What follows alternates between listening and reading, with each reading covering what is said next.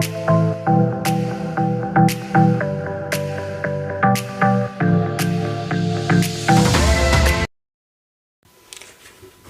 എല്ലാവർക്കും പുതിയൊരു വീഡിയോയിലേക്ക് സ്വാഗതം. നമ്മളിന്ന് പറയാൻ പോകുന്നത് ചീന ട്രോഫി എന്ന സിനിമയുടെ വിശേഷമാണ്. മിനിങ്ങാന്ന് രാത്രിയായിരുന്നു സിനിമയുടെ OTT റിലീസ്. ആമസോൺ പ്രൈമിൽ കൂടിയായിരുന്നു ഈ സിനിമ റിലീസായത്. 2 മണിക്കൂർ 2 മിനിറ്റുള്ള സിനിമ. അനിൽ ലാലാണ് സിനിമ സംവിധാനം ചെയ്തിരിക്കുന്നത്. ധ്യാൻ ശ്രീനിവാസനാണ് കേന്ദ്ര കഥാപാത്രത്തിൽ എത്തിയിരിക്കുന്നത്. 2023 ഡിസംബറിൽ പുറത്തിറങ്ങിയ സിനിമ. ഒരു പറ്റും റിലീസുകൾ ധ്യാൻ ശ്രീനിവാസൻ്റെ തുടരെ ഏതാണ്ട് 20 സിനിമ പുള്ളി സിനിമയിൽ ഒരു വർഷം കണ്ട് അഭിനയിച്ചിട്ടുണ്ട്. അതിൽ ഓരോ സിനിമകളായിട്ട് ഇങ്ങനെ റിലീസായിക്കൊണ്ടിരിക്കുകയാണ്. അതിൽ ഇങ്ങനെ തുടരെ വരുമ്പോൾ അതിൽ അത്യാവശ്യം കുഴപ്പമില്ലാതെ ഒരു ഫീഡ്ബാക്ക് കിട്ടിയ സിനിമയാണ് ചീന ട്രോഫി. സിനിമ കണ്ടു. സിനിമ പേഴ്സണലി എനിക്ക് വളരെ ഒരു വലിയ കുഴപ്പമൊന്നുമില്ലാണ്ട് കണ്ടിരിക്കാൻ പറ്റുന്ന ചെറിയ തമാശകളൊക്കെ ആയിട്ട് കണ്ടിരിക്കാൻ പറ്റുന്ന ഒരു കൊച്ചു സിനിമയായിട്ടാണ് ഫീൽ ചെയ്തത്. ഒരു ആവറേജ് സിനിമ. ഭയങ്കര ഗംഭീരമെന്നോ ഭയങ്കര മോശമെന്നോ പറയാൻ പറ്റില്ല.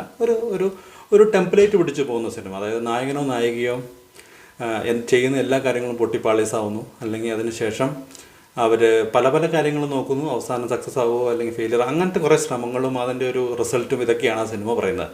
പല സിനിമ, വരവേൽപ്പ് അല്ലെങ്കിൽ വിജയ് സൂപ്പർ പവർ, ഇങ്ങനെ പൗർണമിയോ, അങ്ങനെ പല സിനിമകൾ അല്ലെങ്കിൽ ഇഷ്ടംപോലെ സിനിമകൾ ഈ ടെംപ്ലേറ്റിൽ ഓടുന്ന അല്ലെങ്കിൽ പിടിച്ചേക്കണ പോലെ തോന്നാറുണ്ട്. ആ ടെംപ്ലേറ്റിൽ പോകുന്നതാണെങ്കിലും നല്ല രസമായിട്ട് കൊണ്ടുപോകുന്നുണ്ട്. ചെറിയ തട്ടിക്കൂട്ട് എന്ന് പറഞ്ഞാൽ ഒരിക്കലും പറയാൻ പറ്റില്ല. ആ സിനിമ ഒരു രസമൊക്കെ ഉണ്ട്. നമുക്കൊരു ഫീൽ ഗുഡ്, അങ്ങനെയൊക്കെ തോന്നാം വേണമെങ്കിൽ. അങ്ങനെ ഭയങ്കര ഗംഭീരമൊന്നുമല്ല ഞാൻ പറഞ്ഞത്. ഇനി പെർഫോമൻസുകൾ പറയുകയാണെങ്കിൽ എനിക്ക് ഏറ്റവും ഇഷ്ടപ്പെട്ടത് ധ്യാനിൻ്റെ പെർഫോമൻസിനാണ്. ധ്യാൻ വളരെ മനോഹരമായിട്ട് ചെയ്തിട്ടുണ്ട്. ആ റോള് സൂപ്പറായിട്ട് ചെയ്തു. ധ്യാനിനോടൊപ്പം എടുത്തു പറയണമെന്ന് തോന്നി, ഇതാ പുതുതായിട്ട് വന്ന നായിക അവർ സൂപ്പറായിട്ട് ചെയ്തു. പുതുതായിട്ട് വന്ന ആളാണ്, അവരുടെ പേര് അൺഫോർച്ചുനേറ്റ്ലി എനിക്കറിയില്ല. പക്ഷേ അവർ ബ്യൂട്ടിഫുള്ളായിട്ട് ആ കഥാപാത്രം ചെയ്തു. രസമായിട്ടൊരു തുടക്കക്കാരിയുടെ ഒന്നും അതിനകത്ത് വന്നില്ല. ദെൻ പൊന്നമ്മ ബാബു ഉണ്ട്, നമ്മുടെ കിരീടത്തിലെ ഉഷ, അവർ അടിപൊളിയായിട്ട് ചെയ്തിട്ടുണ്ട് അവരുടെ റോള്. ഇടുക്കി നമ്മുടെ ജാഫർ ഇടുക്കിയുടെ റോളും നല്ല രസമായിരുന്നു. നല്ല രസമായിട്ട് നിൽക്കുന്നൊരു കൂട്ടുകാരനായിട്ട് നല്ല രസമായിട്ട് ചെയ്തിട്ടുണ്ട്. സുധീഷ് കുറച്ചേരേ ഉള്ളൂ, എന്നാലും കുഴപ്പമില്ലാതെ സുധീഷ് ചെയ്തിട്ടുണ്ട്. ഒരു ചൈനീസ് ആക്ട്രസ് ഉണ്ട്, അവർ നല്ല രസമായിട്ട് ചെയ്തിട്ടുണ്ട്. അവരുടെ റോൾ വളരെ മനോഹരമായിരുന്നു, വളരെ കൺവിൻസിങ് ആയിട്ടുള്ള ആക്ടിങ് ആയിരുന്നു. അവർ ഭയങ്കര ക്യൂട്ട് പെർഫോമൻസ് ആയിരുന്നു അവരുടെ.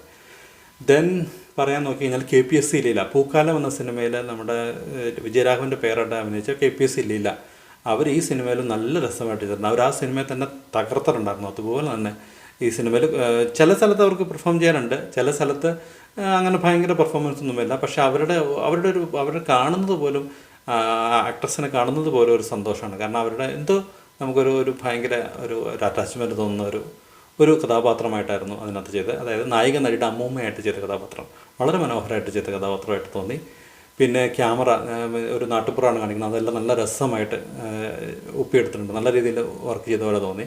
സോ ഞാൻ പറഞ്ഞതെന്നു വെച്ചാൽ, ശരിക്കും നിങ്ങൾക്ക് ഫ്രീ ടൈമൊക്കെ ഉണ്ടെങ്കിൽ നിങ്ങൾക്ക് എന്തായാലും കണ്ടു നോക്കാവുന്ന ഒരു കൊച്ചു സിനിമയാണ്. തീരെ ബോറടിപ്പിക്കില്ല, തീരെ എന്തായാലും സമയം പോയില്ലെന്നൊന്നും തോന്നില്ല. എന്നാൽ ഭയങ്കര ഗംഭീരമായിട്ട് ഭയങ്കര സൂപ്പറെന്ന് പ്രതീക്ഷിച്ചും പോകണ്ട. ഒരു നോർമലായിട്ട് ഒരു free time, just one time watch ആയിട്ടുള്ളൊരു സിനിമ. അപ്പോൾ കണ്ടിട്ട് വിശേഷങ്ങൾ അറിയിക്കുക. മറ്റൊരു സിനിമയുടെ വിശേഷമായിട്ട് വേറൊരു ദിവസം വരാം. Thank you for watching my videos and thank you for all the support and by.